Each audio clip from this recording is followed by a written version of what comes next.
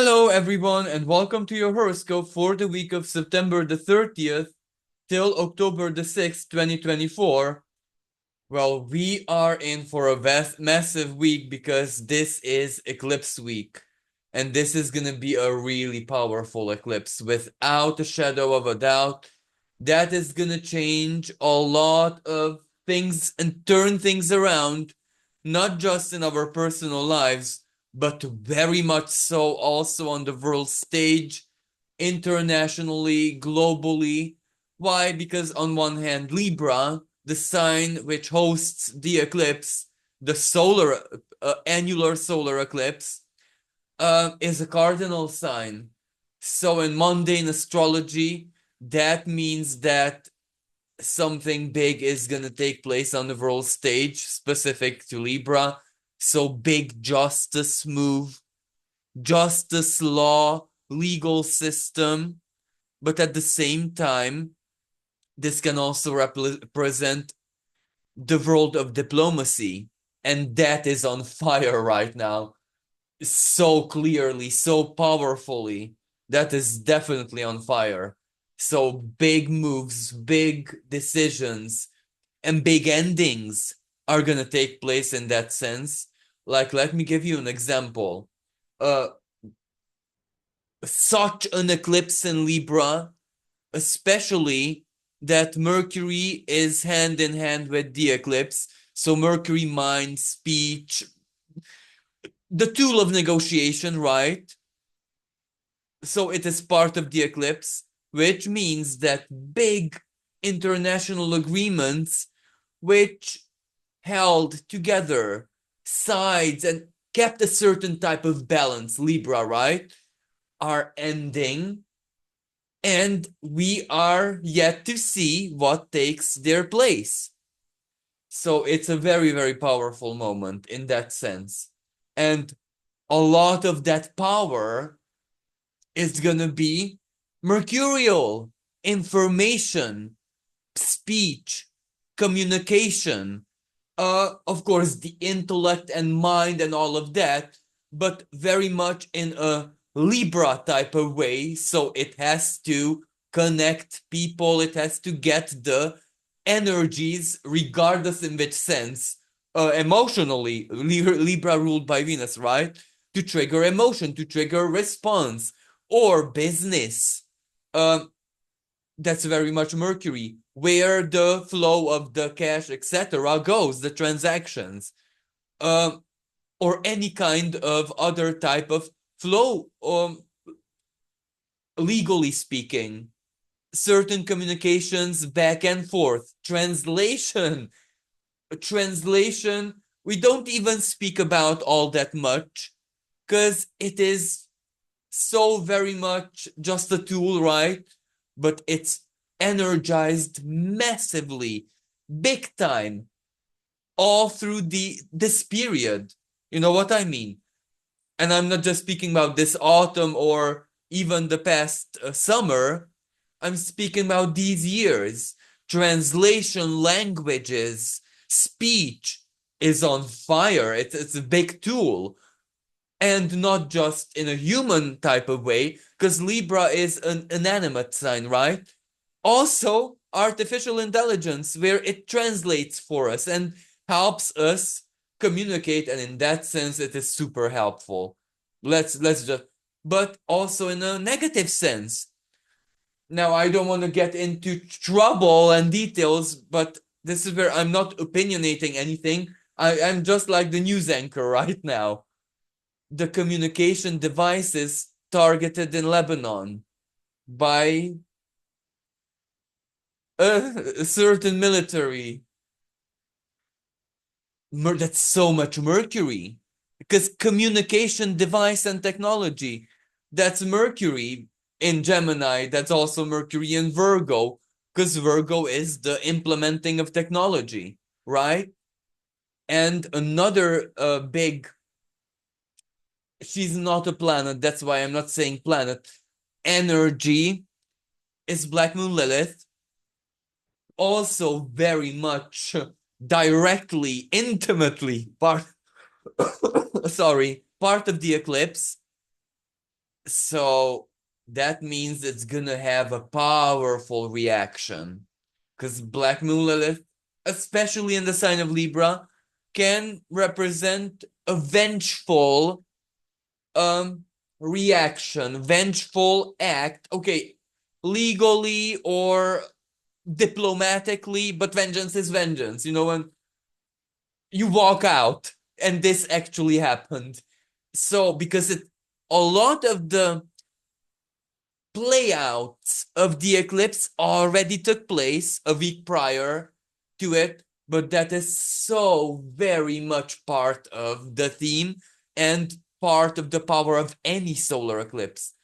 Certain things that will set up the big theme, of course, will take place close to the eclipse date, but that can mean a week, even more weeks prior, because after it's obvious, after it's linear, you know what I mean? But even prior, and a lot has already happened, diplomatically speaking, in such a massively tumultuous way that I don't even need to exemplify. It's simply out there in the now. Both Mercury, the communication, and all what I said, also Black Moon Lilith. I cannot forgive you, or I reached the end of my tolerance, right? But also, so the sun symbol is very obvious because the spotlight is on there. So the sun symbol is very simple. South Node, releasing the past, right? And if we just think about Lebanon only, it's so much about what happened in not even the very distant past, just a few tens of years ago. So, but the Lebanon example is just one. It's happening all throughout the globe, really. So, and even in places, countries, places where it isn't happening in that classic, very rudimentary, raw sense as war per se, there are so very many other types of big battles, and all of that is playing out in another way. For example, ideologically, protests. So, people versus authorities. In other parts of the world, it's happening where the criminal organizations that already took over the government and all of that, internal chaos and war, who will win, how, why, or even, how should I say, more ideologically, where maybe certain countries are changing their legal system, or it's happening everywhere. So all we need to do is just look outside the window sometimes, literally, or have conversations with anyone, family, friends, neighbor, and you will see that it is playing out in everyone's life their own unique, special way.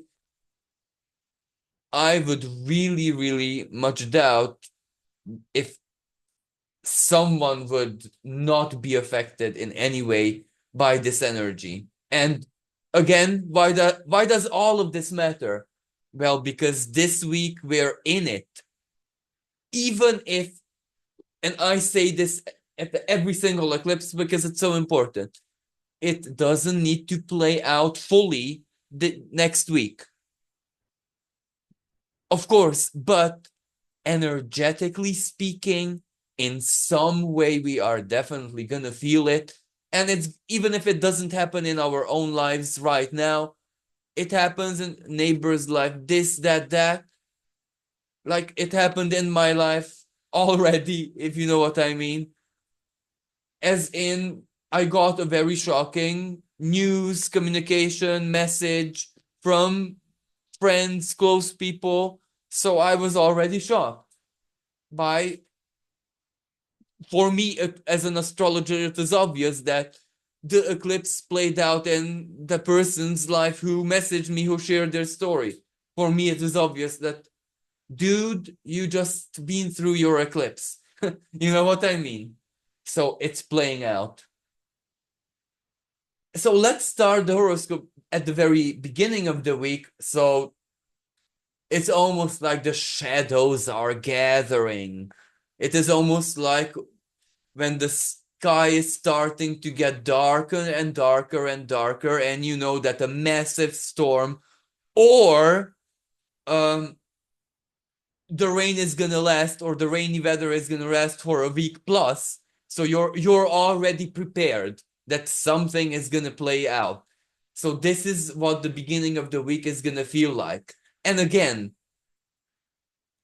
this energy doesn't have to be by any means classically negative.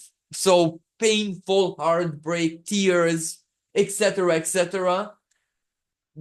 Even though we cannot ignore that Black Moon Lilith is very personally, directly, mathematically, even there, because it's not just the mean Lilith. So the Lilith, which is calculated to make her stable, but it's also the true Lilith, which usually jumps. It is not very stable. Both Liliths at the eclipse are at 10 degrees. So Lilith is really, really there. The dark side of the moon, the shadow, the wild, the primal, the primordial within us. You know what I mean? And that can be, you know, a Libra. It's Venus's domain, we cannot ignore. So Libra is usually not sexually charged. It is not very earthly. Even when it comes to Venus's speciality, love and romance, Libra is usually the platonic, the idea, the feeling, I don't even know how to explain better, the philosophy of friendship and love and romance, the thought of it, right? The vibe, right? When she's in Taurus, her other sign, there she has to get down to business. She's earthly, but still in Taurus. She is very much about big time value. So she's not necessarily like she would be in Scorpio, right? But with Black Moon Lilith, this is the exception when even Libra is there. You know why? Because Black Moon Lilith is the raw truth that stirs the shadow. You know, okay, the shadow, and that's why we can't really call it evil, because very many times the shadow has its own truth and righteousness. What we do with it, what the ego and the unconscious forces do with it, that's different. That's where we get it wrong. But in itself, it has its own right to exist as part of us, a function of us. And okay, this and South Node, that's also very karmic. That also points to the darker side of things and shadowy side of things. So yes, absolutely, it is colored. It has very much, you know, like if I would have to play with color, like I would see this garnet crimson, but morphing almost to that bloody purple. I don't know if I explained this correctly, but an energy which is a bit it looks peaceful in itself, but inside it boils and it's more than meets the eye. So if this is how on the world stage, let's say, people are gonna sit down to have big history writing diplomatic talks with this vibe, well, you can imagine that it's gonna be chaotic, volatile, anything can happen. But also in our lives, even if it's the best thing that will ever happen to us, it may feel very not like that, especially this week. You know what I mean?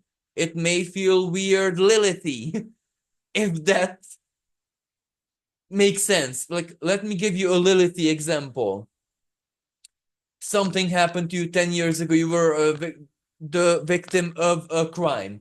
and it of course made you upset and whatever, but you got over it.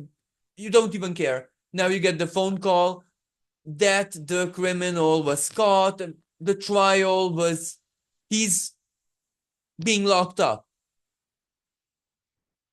A moment of big karmic justice for you, but you know, you're over it already. You know what I mean? So it feels so and so, even if what was stolen from you, for example, is being returned now. And in a way, it feels like a blessing because, oh, this money will serve me so good for something that, but it's in a way weird and karmic and bittersweet. And you know what I mean? But ultimately, it's a blessing if this would happen in a maybe non so karmic and justice oriented. This money would come to you in a totally different way. Maybe you would party hard and give praises in a different way.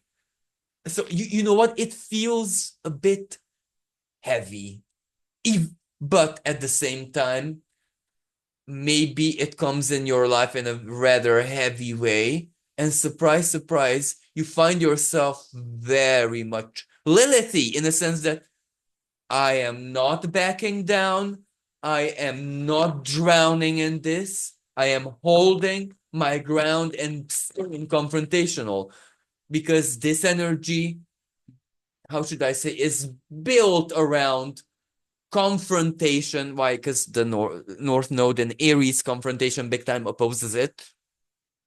On the other hand, South Node release Libra. Do we release? We release non-confrontational attitude, approach, etc. So if we have to release non, that means it's pro, right? That means either if we are faced with something, as I said earlier, we stand our ground, we confront, or if there is no other way to, we have to be confrontational. And Black Moon Lilith, the most elevated expression, we have to dish out our truth. Like, let me give you a truth that would be specific to Black Moon Lilith.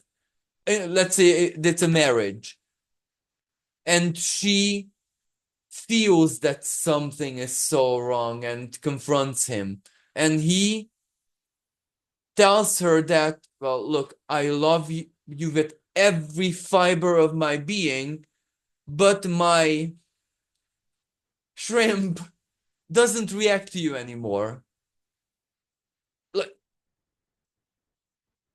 Like, did I say this? Does this example encompass? It's neither bad, neither good. And from this horrible truth for her and for him as well, something so beautiful can be born if they choose it. Mercury, right? If you confront the issue in a totally Lilith type of way. What does that mean? Let's leave the Venus aside, or actually, Venus is the ruler of the eclipse, right? She's in Scorpio. In Scorpio-ish when she's not herself, right? So let's leave Venus aside. In Scorpio, she's very raw, brute. It is what it is type of Venus. So let's leave the shame and this, and let's speak. Let's come to understanding, and only good things can come from this. Whereas but it's a Libra eclipse, right? The choice is in your hands. The other decision would be bad in my opinion, but fate is fate, right? Is if shyness, prudeness, both of them make this a big tragedy, and both of them divorce and never ever, they isolate. They both become hermits because of this. You can still be a wonderful soul, and your career and everything in your life can still play out in a harmonious and divinely orchestrated way, even if you choose unhappiness. You know what I mean? Sometimes in life we need to be Lilith, as in to be unapologetically something. In my example with the marriage, maybe both of them are so elevated souls that the very deep down earthly intimidates them, frightens them. They're not open to it. But right now, for their own happiness, they need to overcome this obstacle. And because Lilith is the key to happiness, not their usual elevation. You know what I mean? This is fate. And they can choose. Because imagine if through their conversation, they actually discover what the shrimp likes, and she is totally okay with it. Or they reach a totally different compromise and become such good friends that, how should I say, they they became much more each other's world than before. Wonderful things can happen. So thank you for this moment. I really, really felt the need to give these examples because this energy can be scary, but we must not allow it to scare us regardless. Because externally, this is when history is being written, right? It's going to be big. So, yes, thank you. And on the other hand, the eclipse is supported, or how should I say?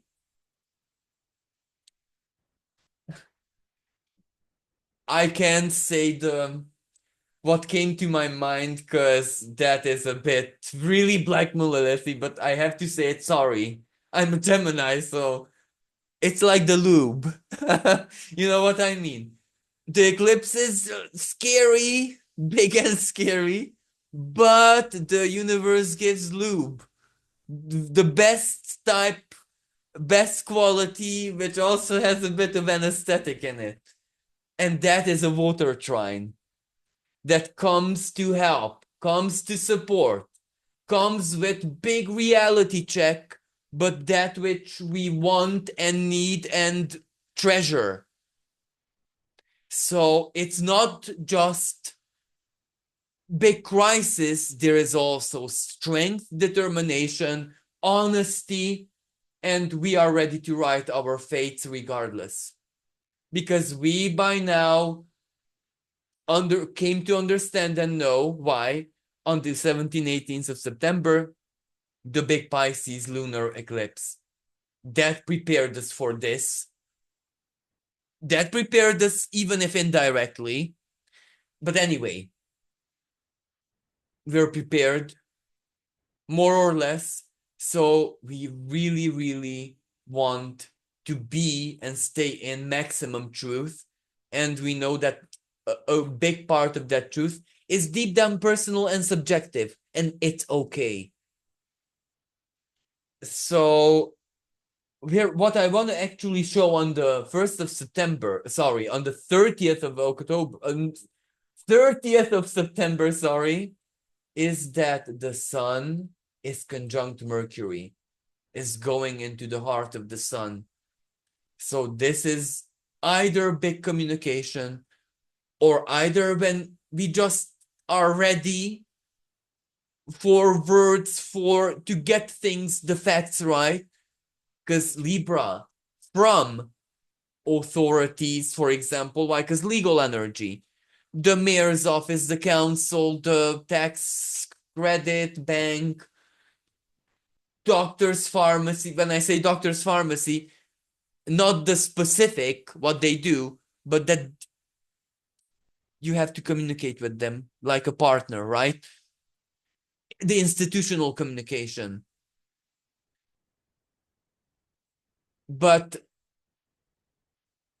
all of this can very well be deep down personal. Libra, marriage, family, indirectly family, of course, the family of the partner, or because this is South Node, exes, You're not married right now because you are way through the divorce, but karma's karma. Something X's. If you have X, you're not off the hook. But this can be very much legal energy. The big contract. What happens to the big contract? This can also be, do I sign or not? Or you get what I mean. But it's karmic. Why? Because on one hand, Libra is one of the most karmic signs in the zodiac. And why? Exactly because it's non-personal. Libra is when timing hits and fate cannot no longer be delayed for personal reasons. Libra is also when anything, personal is no longer an excuse for karma. In any way, neither positive or negative. What does it mean positive? Let's say that you were abandoned, but you were fine. It actually was a blessing. Yes, yes, but fate still needs to play out. You know what I mean? Either you still need to be compensated. You get what I mean. When fate has, how should I say, is in debt to put a bit of honey on you. You know what I mean? Then that's what fate has to do. But at the same time, forgiveness or a mistake being made right, uh, that doesn't mean karma will not have anything to say about that. If you put it right materially, that's no problem at all, because maybe it's a letter, maybe it's some words. You have no idea how much impact certain words can have. Like, for example, I'm okay now, I moved on with my life. That can give a guilty person, let's say, or someone who deals with guilt and has done for many years, that can be a miracle, a release. You know what I mean? So it's so important here. And the South Node, yeah, it is built on something that needs to be released. And on this day, the moon also opposes Saturn. That means, again, being ready emotionally on a soul level for a massive reality check. Now, let us move on a little bit. On the 1st of October, the moon gets into an Earth grand trine. Remember the Sun and Mercury? Both of them were in the Earth grand trine with Pluto and Uranus. Now, the moon does this as well before it forms the new moon phenomenon, the solar eclipse. So this is this is like a vitamin shot, like a power boost, like a bit of a mana from the universe, preparing us to face the eclipse energies. So this is definitely a blessing. For example, we want the truth.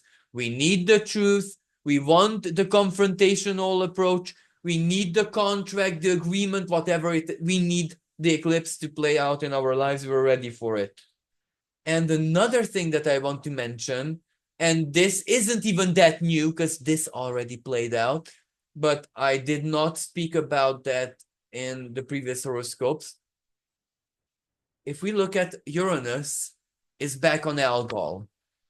But Uranus is back on Algol even in the now. And this played out immediately on the world stage, where, as you know, the head of Hezbollah was eliminated. Algol, the head. And when Uranus first conjuncted Algol, the head of Hamas. Actually, I'm not even going to give examples of that because the head of so much happened everywhere. So it's starting to happen. Leaders, the head of, are very much in the karmic spotlight, one way or another, because it is not just elimination, it is stepping up to who is being uh, birthed by fated forces as a big leader. So it's not just the uh, downward spiral, it's also the upward spiral for some. And for other leaders, it's where Uranus, their brain malfunctions and they spiral down, intellectually speaking, in a non-charismatic way. That's also part of this picture. It doesn't have to be physical or serious very much. Because why?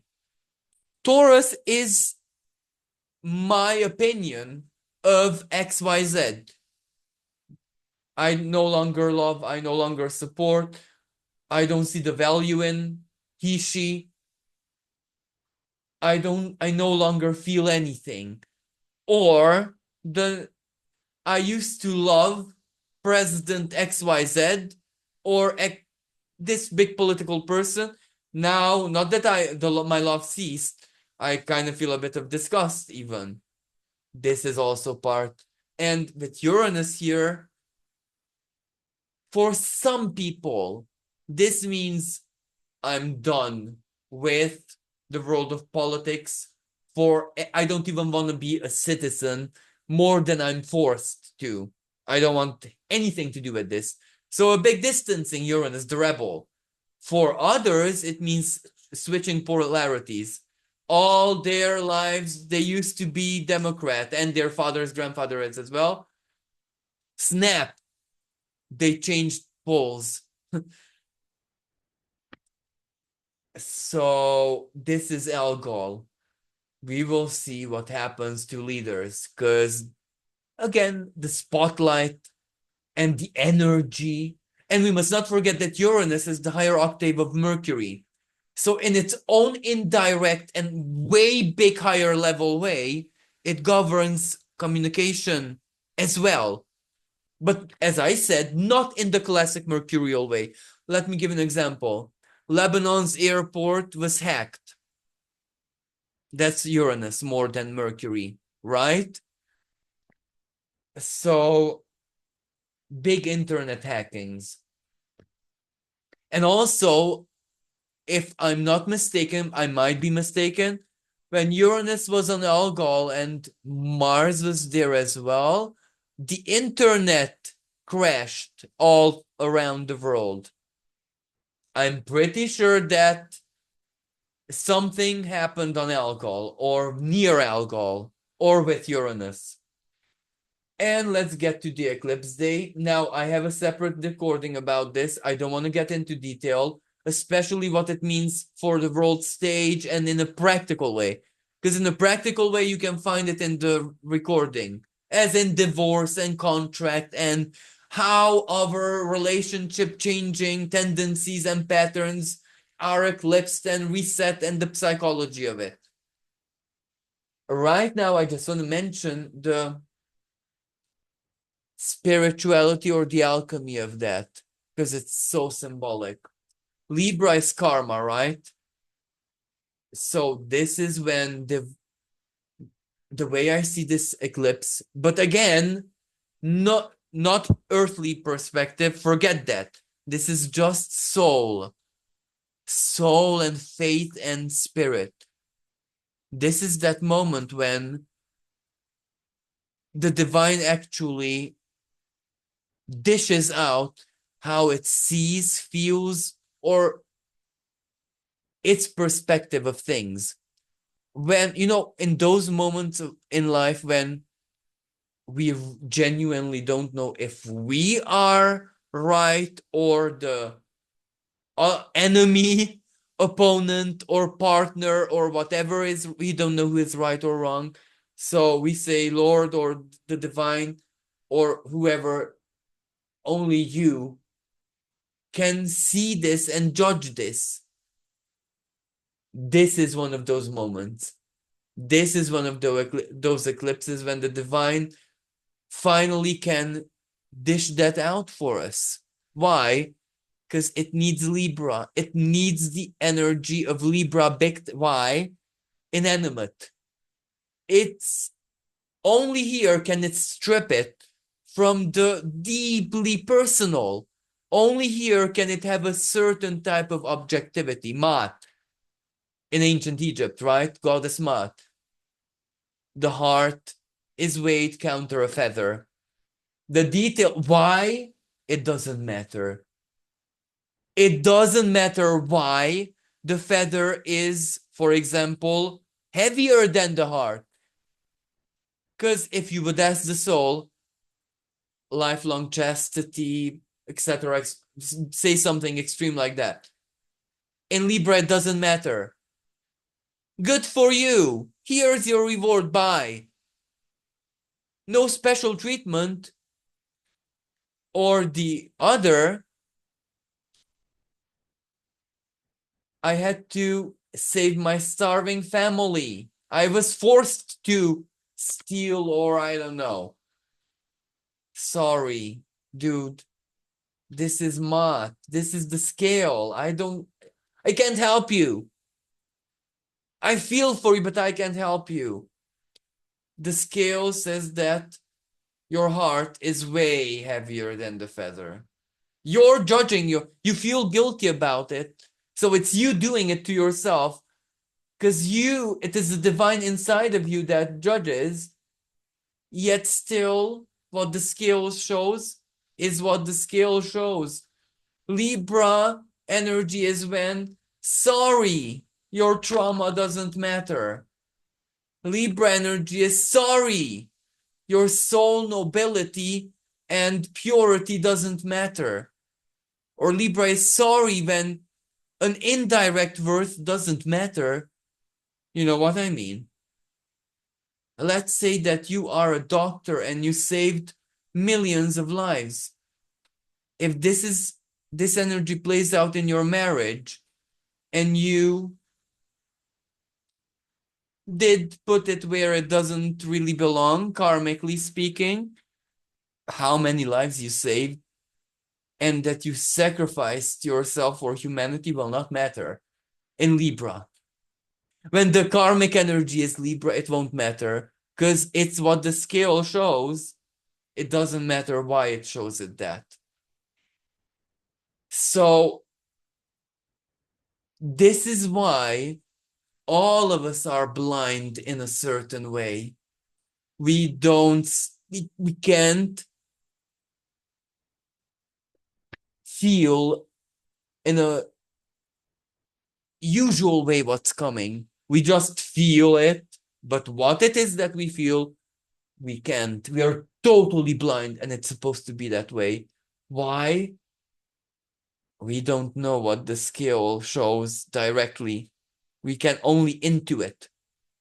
Like, let me give an example. The recipe says 150 grams of flour or sugar or whatever. You can try your maximum hardest to intuit it, but the final truth is when you put your intuit quantity onto the scale and it will maybe you got it right to the gram. Good for you. But until you put it on the scale, you just don't know. You just don't know. You don't know how far off you are or how much excess you put. You don't know. The scale is imperatively needed for you to know. So that's why we're blind. Even if you trained to get it right, and chances are in your heart, your mind, Mercury tells you that, dude, you got it right. You're close to 150 grams, especially if this is in some parts of the world, this is a game show, or this is like a actual competition. Who can intuit better? So you can imagine, even if you are so confident in mercurially in yourself because you trained a lot, right? Until the skill shows itself for what it is, you just don't know. So this is why we're blind, and it's okay to be like that. And another energy is asteroid Astrea. So goddess of purity is part of this eclipse, spot on 10 degrees herself. So it's very mixed into this. Lilith and Astrea together. Can you imagine? And this is squared by Mars in Cancer. So this is something that you fought for many years, even many incarnations, because Mars in Cancer is the past. And Cancer is your needs, your soul's needs. Again, we are looking at this from a non-earthly perspective. So I'm not speaking about the food and money but your soul's needs, right? So this is important. And another energy that is part of this eclipse is asteroid Riphonos, Dionysus's centaur guardian.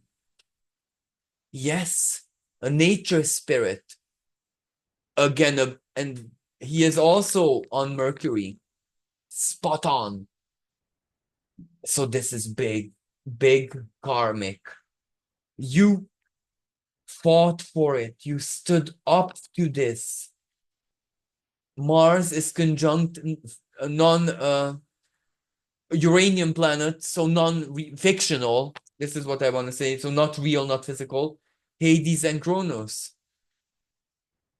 So in a way, like Saturn and Pluto.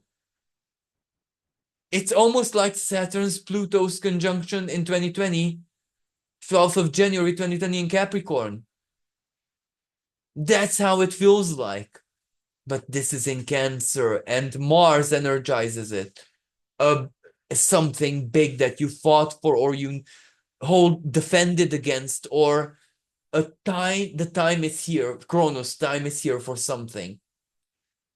At the time of the eclipse, there's a grand water trine where Saturn, so the real deal, the planet, is trining Venus and Mars. And the trine between Mars and Saturn, the real deal, so Saturn trine Kronos as well. The time is here for something. A big truth, a big revelation.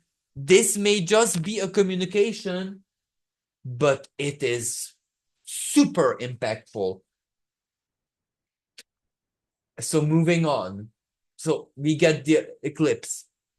On the 3rd, Mars perfects a square with the moon. So what the eclipse done is already sinking in emotionally.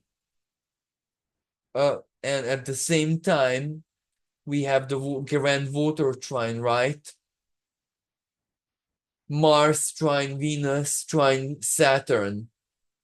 Venus in Scorpio. So this is reality-based water trine. When you adapt to what the reality is, and you make your emotions and feelings, aspirations, desires, needs support you, the situation, the truth, and whatever the universe is helping you with, the divine is helping you with. Moving on the 4th of October. Well, before I get to the astrology, I have to say a very, very happy and blessed solar return birthday to Etta. I'm wishing you the most magical and beautiful and special and beautiful as you are birthday.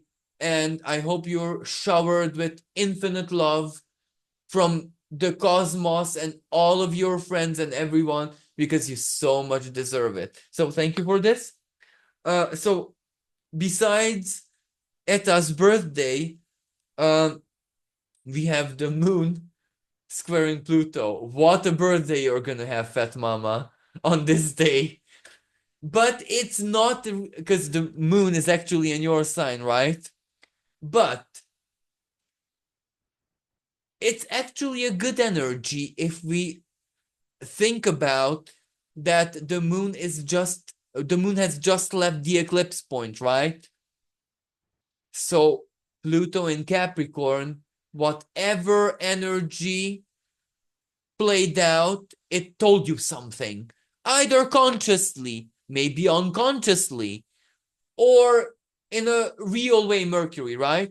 An actual communication, or you deduced something, your deep instinct, your gut, or your wallet, or something gave you a very clear message of a situation that empowers you, that gives you courage, that gives you strength, that gives you the power to confront, the confrontationality. Like, let me give you just an example. You get into a situation where you really have nothing to lose. The details doesn't matter. You have a moment where you feel that way powerfully. Man, life is so and so full of lemons. I'm so fed up with it.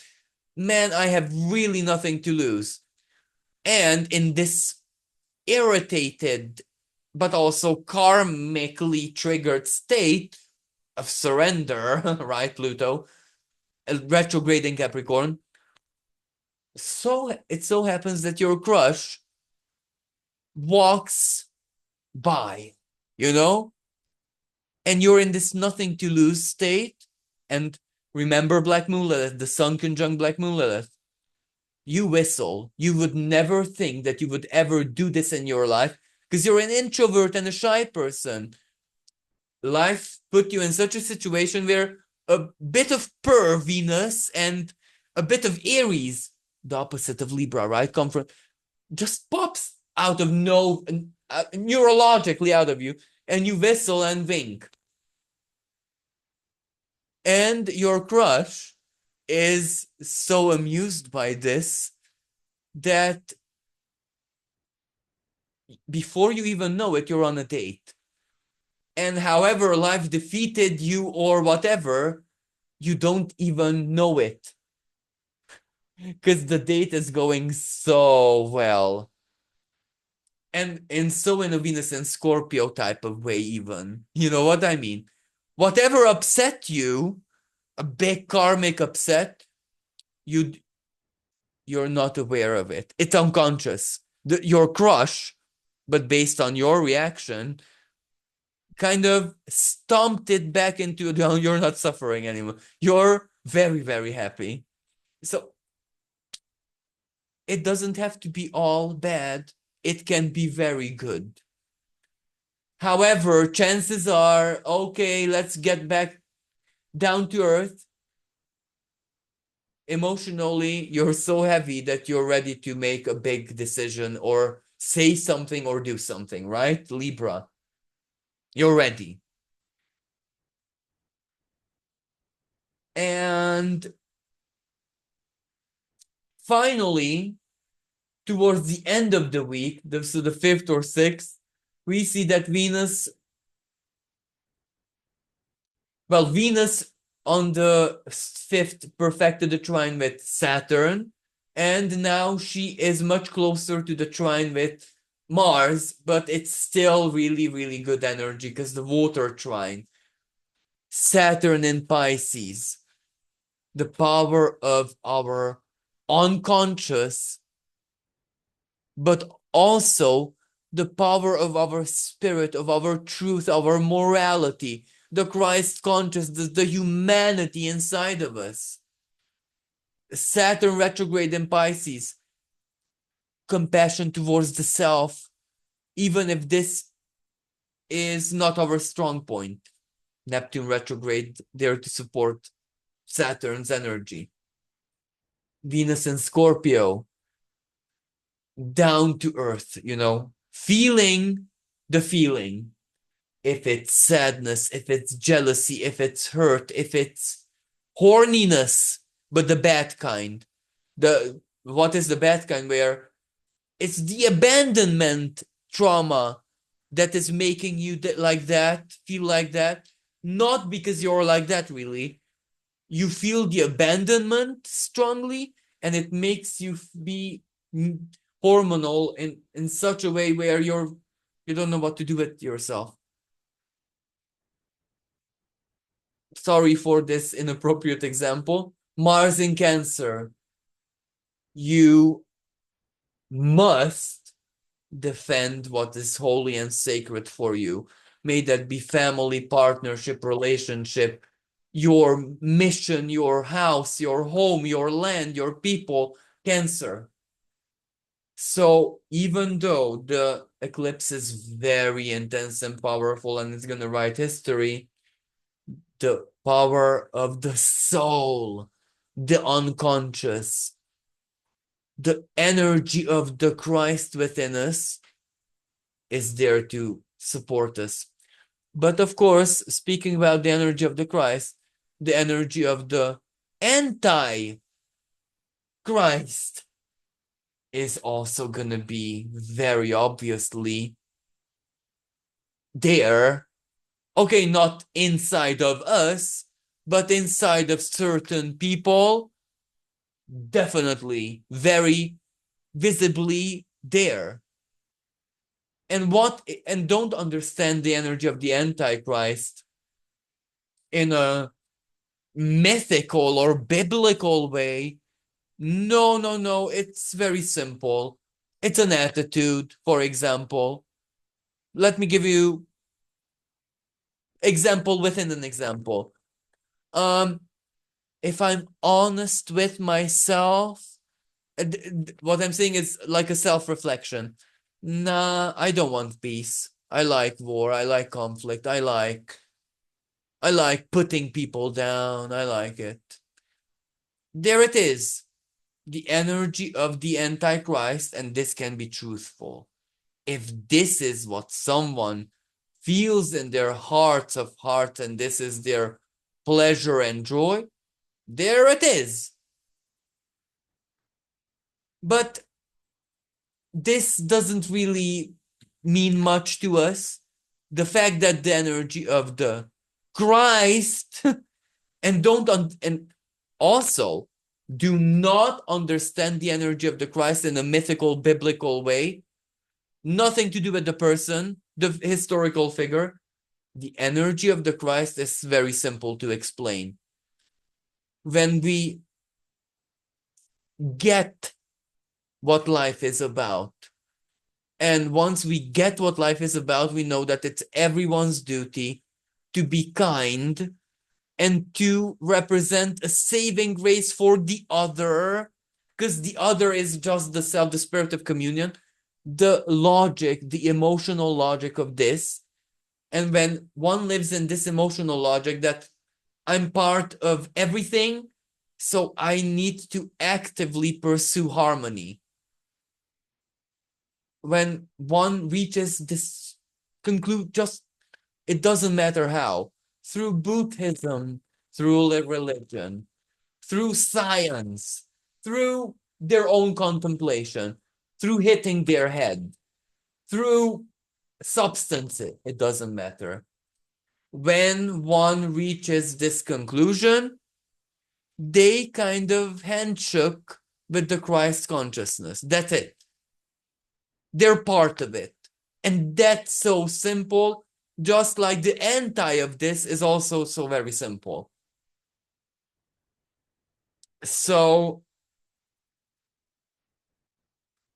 I wanted to give an example, but I rather not, because I'm not really into all of that. The Hollywood and the rich and powerful and the famous and the singers and the stars, I don't want to give an example because there's one so powerfully spot on about the astrology of the times we live in.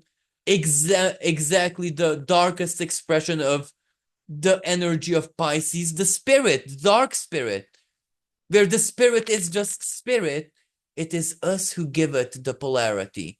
And a certain very internationally monumental big global star gave it a very dark expression, right? The darkest possible expression of romance and playing around with romance. So anyway, this is a very karmic week, and we must remember to embrace the spirit of communion and compassion, empathy. And Saturn in Pisces, especially in the now, because I know that Saturn is in Pisces once every 30 years or so, but on one hand, 30 year is not a very small amount of time for a person in one's own personal life as a cycle. But on the other hand, this transit of Saturn in Pisces is like no other ever. And this is where we find that the pineal gland, Saturn in Pisces, when it is sufficiently decalcified, Pisces dissolving the solidity of Saturn, it's like an actual organ which translates what our empathic senses convey to us. It's a communication organ with the other person. And this period where the synchronicities, like let me give you an example, and I can bet on anything that this happens in your life every day too. You want a message, you just had this feeling or thought or whatever, you want to message this family member or this best friend, but who you have a good connection with, right? Or your partner. But the important part is to have a connection with that person. And you see that they already messaged you at the same thing. Or you're messaging actively, so you're speaking to your connection. Remember, to have a sixth sense connection with that person, regardless of how close or not close they are, is very important. It's not the closeness that's important, it's the connection. And you write the same thing. This happened to me this year, so much so that it's not even funny, I don't even react to it anymore. But that is Saturn in Pisces permanently activating the pineal gland, like almost like a physical mutation. After this Pisces, when Saturn goes into Aries with Neptune, Aries is the head. You'll have a more, I don't even know how to say this. And I'm really trying to find the best words here, because if I say it the way I want it to, you're going to think that I'm crazy, because it's a bit sci-fi, where the pineal gland mutates a tiny little bit, but not in a bad way, that it's more specialized than it was ever in humankind's evolution biologically. And that's just in 2020, let's say 7, not 6, but let's say 7, because we need a year to actually see it play out big time in our lives, where, and it's gonna be so intense, where I'm not joking with this, some of us won't even need mobile phone. You don't need it, you don't need internet to speak to that, your connection. You will just know, feel it. And this is already happening. And I mean, literally, I'm not meaning, this is literal. And we can even control it. Spend half an hour of an evening focusing on your connection, that person who you have the connection with. But when I say focusing, not in a necessarily aggressive or intense or concentrating on him or whispering thoughts into. No, just think of them or fantasize with them. As in, what would happen if I met that person tomorrow at this cafe? And just a simple little fantasy of the coffee coming, the laughter, the smile, the blah, blah, blah. That, a simple fantasy like that, it will be more than enough for the person to think of you intensely, and it won't matter who contacts who, because when you add, did you think of me this evening? Or that evening when you did that, you will find a very positive answer. 90% of the cases. Okay, if that person might be in great pain, toothache, or having a very erotic evening with their partner, maybe not. Because, let's be real. But if that person is more or less not busy with, how should I say, energy binding stuff, where something binds their energy, like big creativity, panic mode, or something that they're doing and it really binds their energy. If the person is not doing that, then they will definitely know. And this is where everything is going. This is the hidden part of Age of Aquarius that which wasn't revealed to us directly. It's not the technology, it's bio. You know what I mean? It's bio. It's within us, our bodies. It's it's not the internet that we think and are you. It's not the internet that you're using to hear my horoscope with. It's the internet that is bio and it's being created as we speak, and we're creating it through games, fun and games, and we don't even know it. Crushes and thinking about the person and the energetic ping pong. How are you? How are you? Do you feel this too? Yeah. Or I feel that you're upset. Are you really? Yeah, but I didn't want to burden you. I think you get what I mean.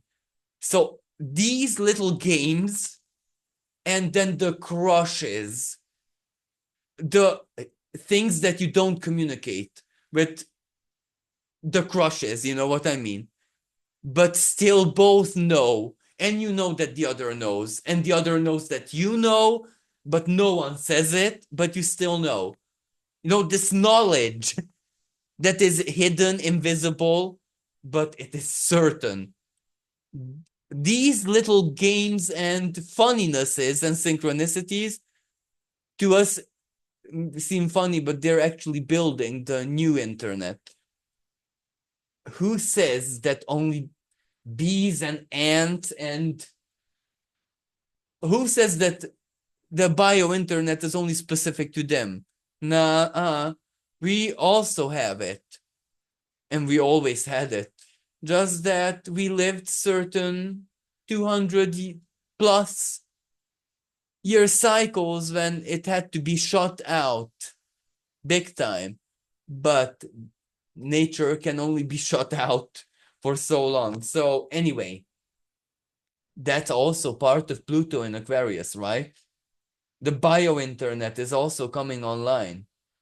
So thank you so much for listening, and wishing everyone a really, really divinely powerful eclipse. May you get justice, whatever that means to you. Until next time, bye for now.